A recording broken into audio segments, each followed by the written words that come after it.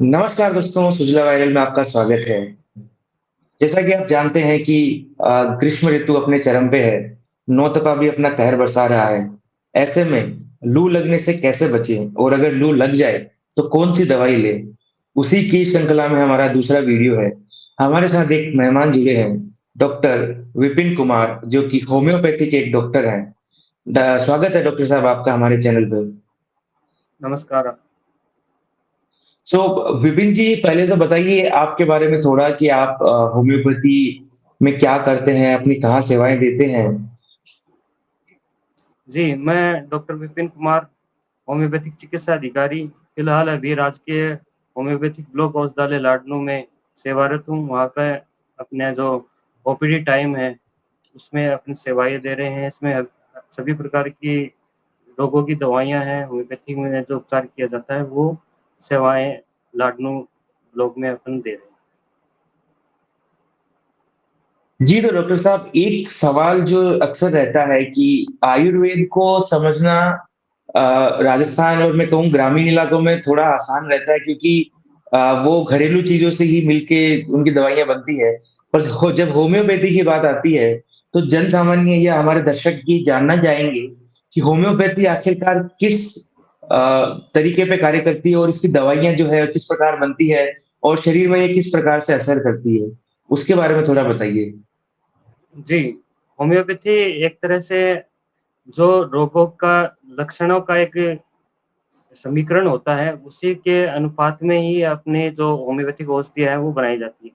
जैसे किसी स्वस्थ व्यक्ति में अपन कोई भी जड़ी-बूटी अगर उसको खिलाएँ, तो जो भी उसके लक्षण जो आएँगे, वो उसको मैटर मेडिका होती है, जो कि मेडिसिन की बुक उसमें उसको लिखा गया है, कि जैसे मान लो कुनेन है, कुनेन को खाने के बाद में रोगी को ठंड लगती है, बुखार आती है, उसके बाद में जो मलेरिया के लक्षण आते हैं, वो एक तरह से कुनेन का एक वो रोगों का लक्षण है।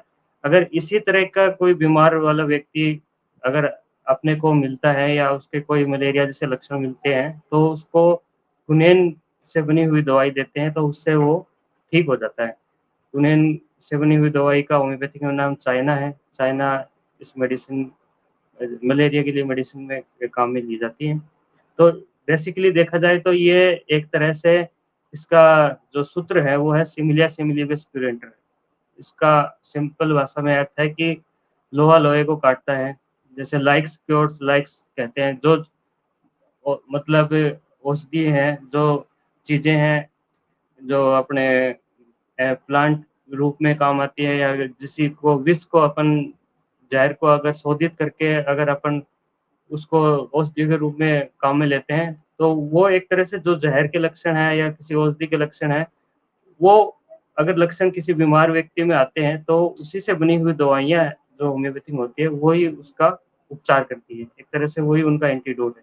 लेकिन होम्योपैथिक में दवाई बनाते टाइम उसके जो ज़हर की मात्रा है, उसको कम कर दिया जाता है और वो मेडिसिन के फॉर्म में ही काम करती है। तो उसका कोई साइड इफ़ेक्ट नहीं होता, बल्कि वो आपके जो लक्षण बीमारियों वाले हैं, उन्हीं को ही खत्म करने का काम करती है। जी, बिल्कुल, तो जिस प्रकार से लोहा लोहे को काटता है, तो जो वायरस या जो कहें ज़हर होता है, इसको कम मात्रा में देके एंटीबॉडी डेवलप करना आई थिंक यही होम्योपैथी का तरीका रहता है। तो चलिए बात करते हैं इस गर्मी की जो लहर चल रही है, जिसमें लोगों को हीट हीट स्ट्रोक हो जाते हैं, हीट वेव के कारण उसमें उनको लू लग जाती है। तो सबसे पहले आप बताइए कि अगर आपके पास कोई पेशेंट आता है, तो आप उसके कौन से लक्षण देख के बताते हैं कि इस व्यक्ति को लू लग गई है?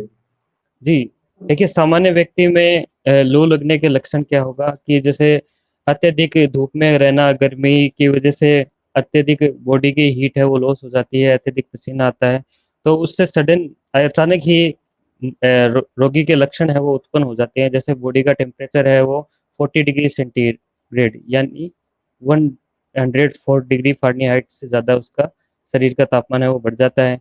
अचानक से पसीना आना है उसका बंद हो जाता है। उसके जो साँसों की गति है वो बढ़ जाएगी और साँस लेना भी वो थोड़े-थोड़े अंतराल में शुरू कर देता है। उसको जी घबराना है, सर दर्द है, चक्कर आना, इस तरह की उसकी मानसिक कंडीशन है वो हो जाती है। कोई भी डिसीज़न नहीं ले पाता, कन्फ्यूज़न की स्थिति रहती है। उसका बीपी है वो लो हो जाता है, डायरिया है, वॉमिटिंग है, जी मचलाना, उल्टी, दस्त होना, इस तरह की कंडीशन है वो हो जाती है और ज़्यादा ही तबीयत बिगड़ने पर रोगी रोगी को फेंट यानी मूर्छा आ जाती है और फिर ज़्यादा ही और ज़्यादा अगर समय पे उपचार नहीं किया जाए तो उसकी मृत्यु भी हो सकती है। तो अभी आपने देखा होगा कुछ दिनों में इस तरह के ज़्यादा ही कंडीशन खराब होने की वजह से राजस्थान जैसे प्रदेश में मौतों का जो लू लगने के बाद मौत का सिलसिला है वो बढ़ रहा है। लोग ज़्यादा से ज़्यादा लू लगने के कारण मर रहे हैं। तो ये हर साल ही इसमें मौतों में इज़ाफ़ा हो रहा है। वो इसी के कारण है कि एक तो जो ग्लोबल वार्मिंग की वजह से टेम्परेचर है वो बढ़ता जा रहा है। अपन इस टेम्परेचर को कंट्रोल नहीं कर पा रहे और जो लोगों की सामान्य रोग प्रतिरोधक क्षमता है वो भी कम होती जा रही है। जी, डॉक्टर साहब, तो जैसा कि आपने कहा कि यह एक बहुत ही घातक बीमारी साबित हो सकती है अगर समय रहते इसका उपचार नहीं किया जाए। परंतु मैं जी, चाहता हूँ कि दर्शक यह भी जाने कि उपचार से पहले है उसको प्रिवेंट करना, राइट? तो उसका प्रिकॉशन जी, क्या-क्या होते हैं? एक स्वस्थ व्यक्ति को क्या करना चाहिए ताकि उसको लू ना लगे? जी, जी। जैसे लू लगने से बचाव के अपने को सामान्य तौर पर है वो यही है कि अपने को सावधानियां रखनी जरूरी है। अभी आप देख रहे हो कि बाहर का जो तापमान है वो 45 डिग्री से ऊपर चल रहा है, 45 डिग्री सेंटीग्रेड से ऊपर चल रहा है। इसको इससे अपने को बचाव ही सबसे पहला उपाय है। जैसे कि गर्मी में धूप में बाहर नहीं निकले, अगर निकलना ज़रूरी है तो भी अपने को कुछ सर पे छाता या सूती वस्त्र लेके निकले। सुबह नाश्ता करें और ज़्यादातर नाश्ते में अपने को जूस वगैरह लेना ज़रूरी होता है जिससे बॉडी का तापमान भी सामान्य रहे और बॉडी हाइड्रेट रहे, यानी बॉडी में पानी की स्थिति है वो भी अच्छी बनी रहे। ठीक है।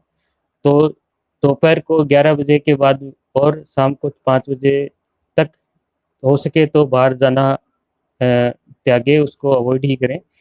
और इसमें अपने को सूती वस्त्र कपड़े पहनने चाहिए, ढीले कपड़े पहनने चाहिए, ज़्यादा टाइट कपड़े नहीं पहनने चाहिए और ज़्यादा से ज़्यादा लिक्विड है पानी का है वो ज़्यादा से ज़्यादा इस्तेमाल करना चाहिए। इसमें अपन जूस वगैरह ले सकते हैं, जैसे सीजनल जूस है, मौसमी का जूस है, गन्ने का जूस है, नींबू पानी है, शिकंजी है ना? और पानी पन्ना का पानी जैसे अपने कैरी का पानी है, आम रस है, तरबूज वगैरह है, खरबूजा है, इस तरह की जो चीज़ें हैं जिसमें ज़्यादा पानी की मात्रा होती है, बेल का जूस है, तो ये अपन ले सकते हैं। इससे अपने की बॉडी है वो हाइड्रेट रहेगी। इसमें अपने सोडियम, पोटेशियम और जो भी मिनरल्स है वो शरीर में पर्याप्त मात्रा में मिलते रहेंगे जिससे अपनी बॉडी की हीट लॉस नहीं होगी और बॉडी का जो टेम्परेचर है वो सामान्य बना रहेगा। नॉर्मल बॉडी का टेम्परेचर है आपको पता ही है 37 डिग्री सेंटीग्रेड या 98.6 डिग्री फ़ारेनहाइट होता है। तो ये अपना नॉर्मल बॉडी का टेम्परेचर है वो बना रहना ज़रूरी है हर स्थिति में। अगर ये इससे ज़्यादा होता है या कम होता है, दोनों ही कंडीशन अपने बॉडी के लिए खतरनाक होती है। तो डॉक्टर साहब ये तो आपने बता दिया कि क्या प्रिकॉशन लेने चाहिए। जी, और जब मान लो केस आ गया कि किसी व्यक्ति को लू लग गई है, तो उसके बाद उसका क्या उपचार होता है होम्योपैथी में? क्या दवाइयाँ दी जाती है? और जी, किस प्रकार से क्या कुछ घरेलू उपाय भी आप बताते हैं या सिर्फ होम्योपैथी की दवाई देते हैं? जी, जी। देखिए, सबसे पहले तो इसमें अपने को घरेलू उपाय ही करने होते हैं क्योंकि ये जो घरेलू उपाय है वो आसानी से हर घर में उपलब्ध हो सकते हैं, जिससे हमें प्राथमिक उपचार के तौर पर रोगी को ये सहायता दे सकते हैं। जैसे हो सके तो उसको सबसे पहले तो गीले कपड़े से उसका शरीर पोंछना चाहिए, बॉडी का टेम्परेचर नॉर्मल आने के लिए उसको गीले कपड़े से या थोड़ा ठंडे गीले कपड़े से उसको शरीर को पोंछना ज़रूरी है। दूसरा उसमें सोडियम पोटेशियम बैलेंस बनाने के लिए ओआरएस जो घर पे इज़िली अवेलेबल होता है, नमक या चीनी का घोल भी बनाकर, नींबू की शिकंजी बनाकर भी दे सकते हैं, जिससे बॉडी का टेम्परेचर भी डाउन होता है और बॉडी को हाइड्रेट होने में भी मदद मिलती है। और जैसे किसी भी तरह का जूस अवेलेबल हो जाए, जैसे गन्ने का जूस है, मौसमी का जूस है, नींबू का जूस है, मौसमी के जूस के अलावा जैसे सेब का सिरका है ना? बेल का शरबत है, गिलोय का जूस है, खसखस का जूस है, नारियल पानी है। तो इस तरह की चीज़ें हैं, छाछ राबड़ी है, जैसे अपने देसी भाषा में है, वो भी एक तरह से बॉडी को हाइड्रेट करने का काम करती है, ठीक है? इसके अलावा ज़्यादा ही तबीयत खराब होने पे जैसे अनकॉन्शियस होगा पेशेंट, पेशेंट को मूर्छा वाली कंडीशन है, तो नज़दीकी अस्पताल में उसको दिखाना चाहिए, है ना? और उल्टी और दस्त वाली कंडीशन है तो उसको ज़्यादा से ज़्यादा बॉडी को हाइड्रेट रखने की ज़रूरत है। सोडियम पोटेशियम का लेवल है वो नहीं बिगड़े, बैलेंस बना रहे, इसके लिए ओआरएस का घोल है वो तुरंत ही 4 से 5 बार मरीज़ को तुरंत पिलाना चाहिए। और इसमें फीवर वाली कंडीशन होती है, बुखार बढ़ सकती है ना? स्किन रेड हो सकती है, लाल-लाल चकत्ते स्किन पे देखने को मिलती है। तो इसके लिए जैसे पल्स ज़्यादा हो जाती है, उसकी नब्ज़ है वो ज़्यादा जल्दी-जल्दी धड़कने लगती है और उसको चक्कर आने की स्थिति होती है, तो इसमें रोगी को लेटाना चाहिए और पंखे की हवा है या ठंडी हवा है, उसका ज़्यादा से ज़्यादा उपयोग करना चाहिए। जी, डॉक्टर साहब, ये तो आपने बता दिए घरेलू नुस्खे, सामान्य पर उपचार। जब कोई पेशेंट हाँ, सामान्य उपचार, घरेलू नुस्खे, पर जब कोई पेशेंट आपके पास आता है, तो आप उसे होम्योपैथी की कौन-सी दवा देते हैं? और जनरली क्या होम्योपैथी की दवा लगभग सभी ग्राम नगरों में उपलब्ध होती है कि होम्योपैथी का दवाखाना है और वहाँ पे वो दवाई मिल जाती है या यह ओपन मार्केट में भी अवेलेबल होती है? अभी तक ये है कि ग्राम लेवल तक के इसके औषधालय नहीं है होम्योपैथी के, लेकिन ये ब्लॉक लेवल है या आपके जैसे शहरी क्षेत्र है या तहसील वाली स्थिति है, तब वहाँ पे ब्लॉक लेवल पर ये अभी औषधालय हैं, वो उपलब्ध हैं। वहाँ पे आप होम्योपैथिक डॉक्टर से उपचार ले सकते हैं। इसमें कुछ आवश्यक दवाएँ हैं जो मज अपने साथ में रखी जा सकती है या ऐसे कंडीशन होने पर आप उसका तुरंत इस्तेमाल करके एक तरह से बचाव कर सकते हैं।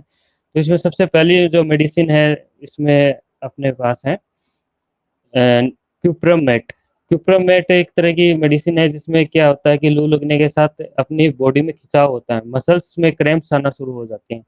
तो उस कंडीशन में अपन क्यूप्रामेट दे सकते हैं, ठीक है। दूसरी मेडिसिन है हीट स्ट्रोक वाली कंडीशन होती है, जैसे लू लग गई, बुखार वगैरह की कंडीशन है, तेज सर दर्द आ रहा है, तो उसमें अपन ग्लोनाइन है वो 30 पोटेंसी में दे सकते हैं। इसमें अपने को ज़्यादातर ये देखने को मिलता है कि जो गर्मी की वजह से बॉडी में एक तरह से पसीना आना बंद हो जाता है, सर चकराना शुरू हो जाता है ना? सर ऐसे फटने वाली सी कंडीशन होती है, तो इसमें अपन ग्लोनाइन देते हैं। तीसरी जो मेडिसिन है उसमें बेलेडोना सबसे अच्छी मेडिसिन है। बेलेडोना में अपने को शरीर पे पूरा चेहरा है वो लाल तमतमाता हुआ नज़र आता है। ब्लड का सर्कुलेशन है वो भी शरीर में बढ़ जाता है, स्पेशली फेस पे अपने को ज़्यादा देखने को मिलता है। सर दर्द होना, कंजेशन होना बॉडी में, आँखें लाल हो जाना, एकदम तेज़ धूप से आँखें चुंदिया जाना, इस तरह की कंडीशन होती है जिसमें बेलेडोना है वो अच्छा काम करती है। इसके अलावा ब्रायोनिया है, वो भी अच्छी मेडिसिन है।